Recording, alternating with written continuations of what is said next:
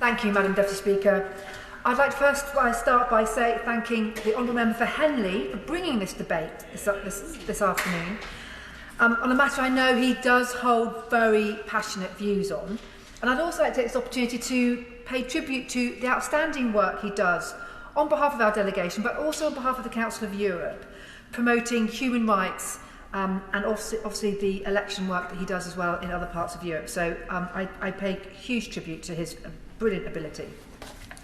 Madam Deputy Speaker, the Council of Europe is the European continent's leading human rights organisation. Set up in 1949, it upholds human rights, democracy and the rule of law across continental Europe.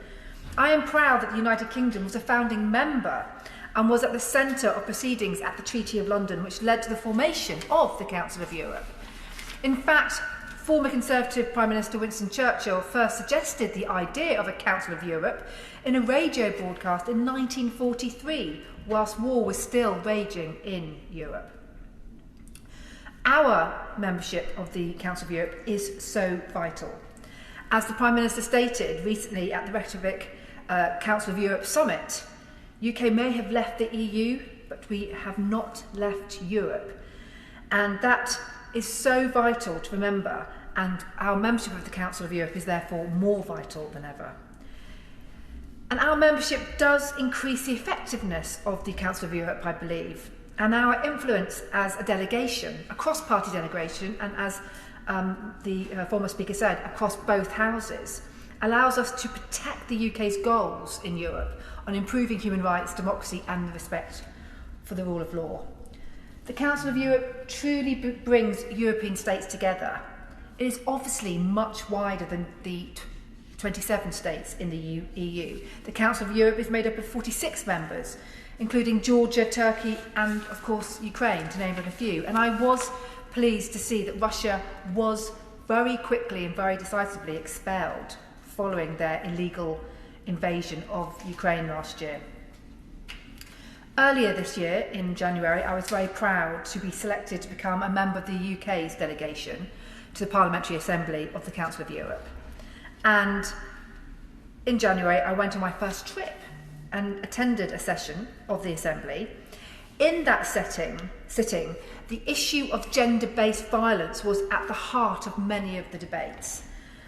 Unfortunately, these rights are still under threat in parts of Europe. The key principles of human rights and democracy and the rule of law has been tossed aside, quite literally, by Putin because of his illegal invasion of Ukraine. And I must say that I was struck by the courage and bravery of the Ukrainian parliamentarians that I met in Strasbourg. So many of them had risked their lives to get to Strasbourg in the first place, and the heartbreaking testimony that they gave us privately as well as speaking publicly in the Assembly chamber.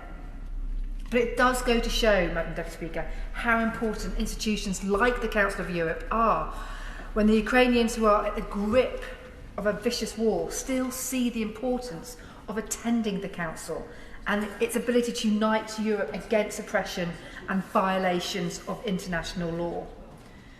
And it wasn't lost on me that in light of Russia's brutality, my first speech in the Palace of Europe, where the Parliamentary Assembly sits, was on preventing sexual violence in conflict. These are vile and cowardly crimes, which are often overlooked. So I was glad that we had a debate on this particular war crime, which highlighted sickening records of widespread sexual abuse of Russian troops, with victims ranging in age from 4 to 82. According to investigators at the Office of the Prosecutor General of Ukraine. And Ukraine's Prosecutor General has also chronicled more than 88,000 alleged war crimes and crimes against humanity to date, including atrocities such as the 440 civilian bodies found in a mass grave in a liberated city. Unfortunately, numbers are likely to increase substantially as more areas are liberated by Ukraine and inspectors gain access to the scenes of this crime. And I do believe that the Council of Europe will play a massive part in ensuring that these crimes are recognised and the perpetrators are brought to justice. During my speech at the Council of Europe, I outlined the UK's strategy on sexual violence in conflict, which has been meticulously developed by experts, academics and NGOs to tackle all forms of conflict-related sexual violence. And I was pleased to share this strategy with the rest of the Parliamentary Assembly. The current situation in Ukraine, as well as events in too many other countries, including Afghanistan and Ethiopia, make clear that this issue is very much alive. In the debate, I called on all members to join with me in standing up for women and girls' rights around the world. Indeed, the Council of Europe has a history of working to prevent gender-based violence, with campaigns against gender-based violence going back to the 1990s.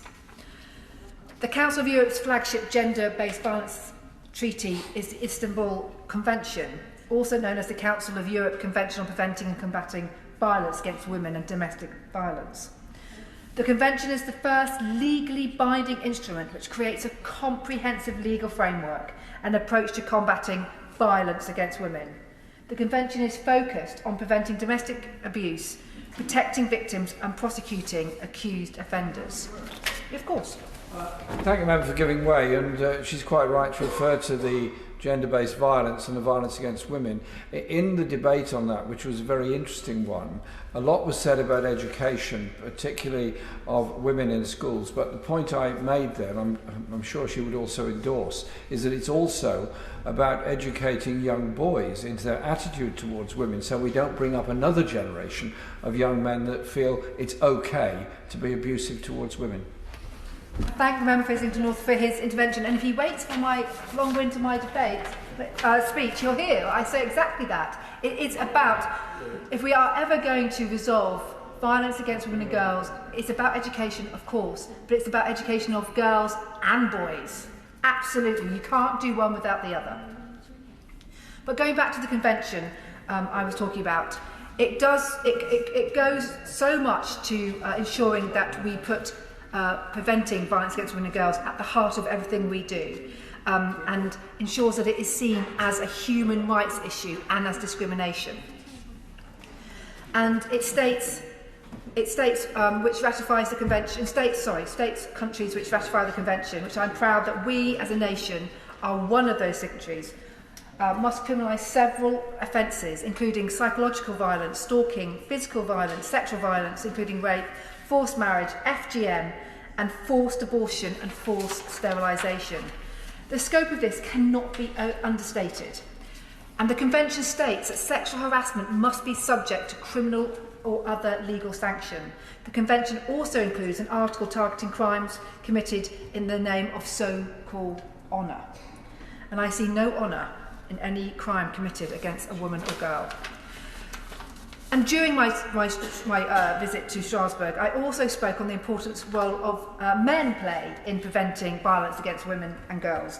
And I was interested to hear from delegates from all over Europe how they recognise the importance of education and changing attitudes on gender-based violence for boys and girls, as the member for Islington North has just highlighted.